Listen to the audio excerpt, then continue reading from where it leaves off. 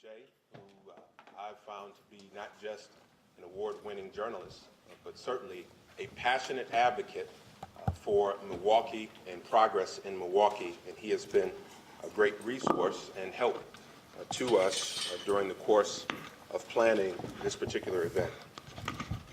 Just give me an opportunity here to get the presentation set up.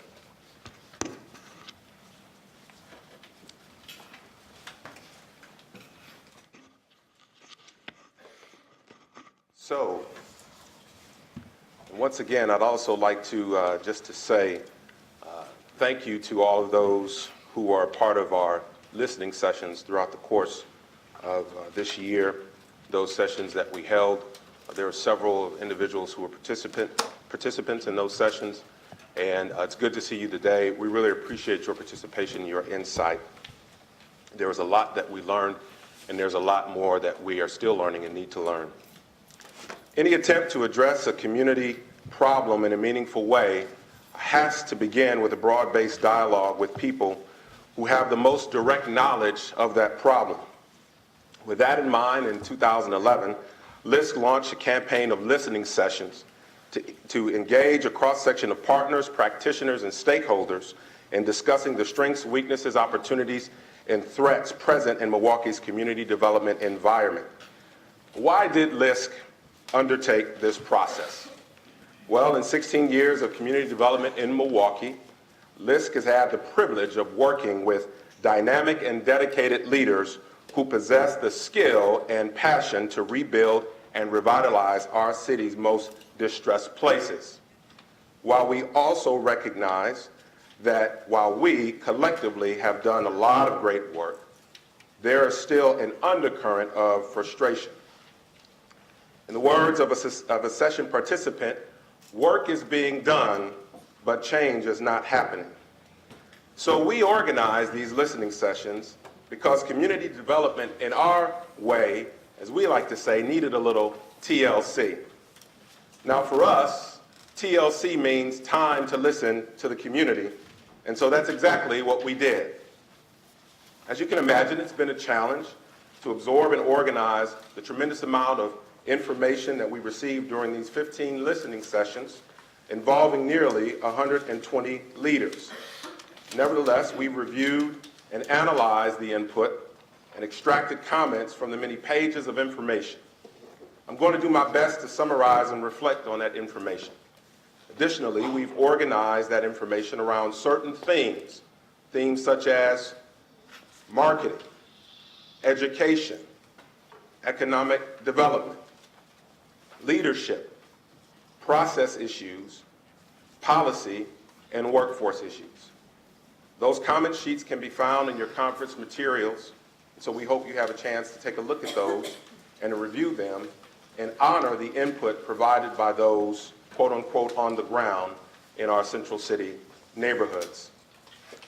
After facilitating these sessions and reviewing the many pages of input, one major conclusion that we, LISC, came to is that process matters. In other words, what matters is not just what we do, but also how we do it. Part of the success of these listening sessions is that many participants felt safe sharing comments reflecting their genuine experience of working in Milwaukee in various capacities. And we worked hard to create that safe space as we wanted people to be open and honest in how they felt about the broader environment. Since 2005, LISC has been using the Building Sustainable Communities framework to define our efforts. This strategy is both broad and bold, as it requires a comprehensive approach to neighborhood development instead of single programmatic focus. Recognizing that housing improvements by themselves or crime prevention activity by itself are not sufficient to create sustainable change in a neighborhood. A holistic approach is needed to address the issues of greatest concern to residents. A holistic approach is needed to create an environment that can truly incubate success and successful outcomes for families in those neighborhoods. Building sustainable communities is not a program. It is what we at LISC do. This model depends on detailed planning and partnerships, collaboration and coordination, resources and relationships. This process of building sustainable community includes grassroots leadership development and engaging sectors of the community that are often left out of the broader discussion. The sustainable communities approach is premised on the belief that positive change can only stick if the people most affected by poverty and social challenges are involved in improving those conditions. So let's begin each listening session by describing the Building Sustainable Communities framework and suggesting that it could be an effective and relevant way of describing our shared work. Many of our partners are making important contributions every single day in the community, but oftentimes they don't see their work in relation to what someone else is doing. For example, Danae Davis, one of our session participants and executive director of Pearls for Teen Girls, in our invitation to her to participate in the listening sessions, commented back to me that she doesn't know much about community development. But our view is that Danae is at the epicenter of community development. She just doesn't think of herself in that way sometimes. Danae just ended an 8-year term serving on the Board of Regents for the University of Wisconsin System Schools. And she runs an organization providing quality leadership, development, and out-of-school time programming to girls between the ages of 10 and 19. We would submit to you that if we had a shared understanding of community development as the big tent under which we all can make a contribution, then we could create a larger vision, one that embraces all of our work. We believe truly that we can do that. Organizations like Pearls, Our Next Generation, Express Yourself Milwaukee, Center for Teaching Entrepreneurship, and many more all play a critical role with youth development and programming in neighborhoods. Each of them labor to advance learning for young people and improve access to quality education, one of the core goals of building sustainable community strategy. At the same time, these executive directors of these organizations, in their response to the invitation to participate in these listening sessions, did not clearly see how they fit into the community development system. And we say that perhaps that has to do with the traditional emphasis on housing and housing finance. So it's important for us to note that building sustainable communities has 5 overarching goals. First goal is to improve access to quality education. Second goal is to stimulate economic activity. Third goal is to increase family wealth and prosperity. Fourth goal is to foster livable and safe environments. The fifth goal is to expand investment in housing and other real estate. These goals provide an easy-to-understand framework for capturing some key themes of the listening sessions, and we are sharing them with you today in a succinct way using this framework. So as we begin to think about improving education opportunities, this emerged as a major theme in many of our sessions. Our colleagues working on education initiatives, many who participated in listening sessions, shared great stories about successful educational initiatives that are currently underway. For example, one comment we heard was that Milwaukee has strong school reform initiatives and that there is strength in how we've created an environment to seed new options in education. Example of successes shared in several sessions are schools such as the Milwaukee College Preparatory Academy and also St. Marcus Lutheran School. Both schools are expanding their reach and are part of the Schools That Can network. Conversely, as we might have anticipated, there were many challenges noted by participants as it relates to education. One session participant commented that the lack of educational achievement limits our collective earnings potential and impacts how we can have transformation in this environment. Not surprisingly, it was also noted that the continued deterioration of our Milwaukee public school system serves as a threat to the potential gains we long to see here in this community. In the category of housing, participants noted that Milwaukee has good housing stock with great architectural appeal, clean and well-maintained neighborhoods. But the ongoing challenge of foreclosures as it relates and related issues is starting to undermine Milwaukee's tax base and draining value away from otherwise solid neighborhoods. It was noted that the work of organizations like ACTS Community Development Corporation in Harambe and Washington Park and Layton Boulevard West neighbors on Milwaukee's South Side, Walnut Way Conservation Corps in Lindsay Heights should be greatly expanded to enhance and in order to stop the erosion of our neighborhoods by the foreclosure crisis. A number of people also remarked favorably on the advocacy efforts of institution-based and congregation-based organizing groups such as Common Ground, who have successfully challenged financial institutions to step up in a much bigger way to address the problem of foreclosures and foreclosed properties in neighborhoods. It came to discussions of economic development. Participants offered numerous suggestions and comments for how we could incubate and seed small businesses since they seem to be the engine of our future economic growth. The work of groups like the Wisconsin Women's Business Initiative Corporation and the Multicultural Entrepreneur Institute were highlighted as successful examples of how we can begin to do this. The leaders of both organizations, Wendy Bauman and Nelson Soler, participated in the listening sessions, and Nelson is a panelist today whom you'll hear from later. There were also many comments about the need for corporations and tech schools to create career ladders so that individuals can develop the skills needed in the emerging arena as our regional economy seeks to expand. On the other hand, participants also acknowledged that the lack of public transportation and effective public transportation policy repeatedly mentioned as a weakness, and that we needed to increase our advocacy efforts in this area. This emerged as both a challenge and an opportunity, as it creates an opportunity for Central City residents to be able to access jobs that are in the suburban areas. In the LISC model, livable and safe neighborhoods and environments is also a primary goal. Our park system consistently emerged in the sessions as a major asset of our city, but people universally expressed alarm at the decrease of the maintenance of this precious civic resource. Many participants were concerned about the funding cuts and suggested that advocacy efforts be increased in this area as well.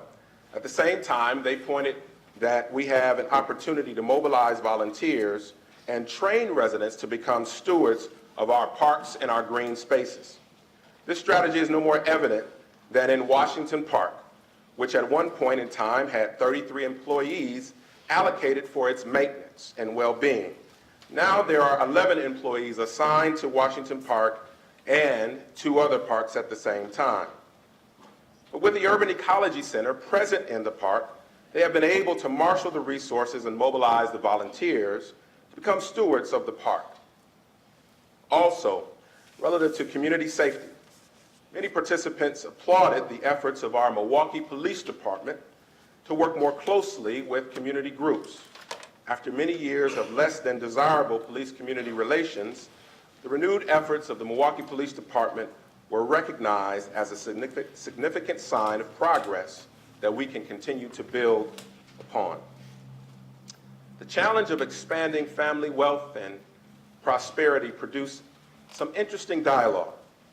Naturally, participants were very concerned with the increased wealth gap between residents of suburban communities and Milwaukee's Central City residents.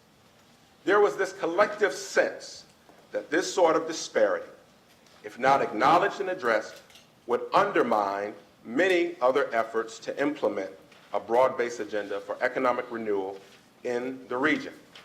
Nevertheless, there were some thoughtful ideas for opportunities in this area, including corporations partnering to address workforce disparities in targeted neighborhoods, working to connect unemployed neighborhood residents to jobs in the growing water industry, and expanding our urban agriculture, and aquaponics sector and extend opportunity to people in neighborhoods.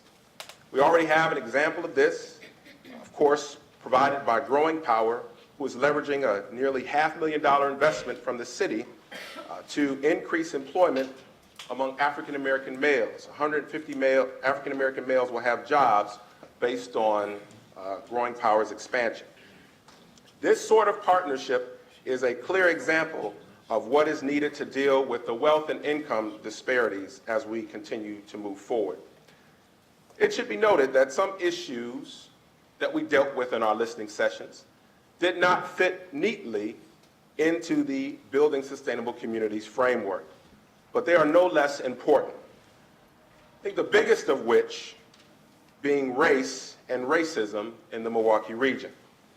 There was this sense that we should measure our economic progress as a region through the lens of racial disparities based on our ability to reduce the gaps present in racial disparities. In other words, if household income among people of color isn't growing, are we really making progress? Or if African American male unemployment isn't decreasing, are we focusing on the right things? Our inability or our lack of collective will to put this squarely on the table in an authentic way emerged in every session as a significant threat to our general welfare as a community and as a region. I cannot stress how much of an issue this was in the sessions. Also, the exodus of young talent and leaders, particularly African American leaders, also emerged as an issue that needed to be addressed.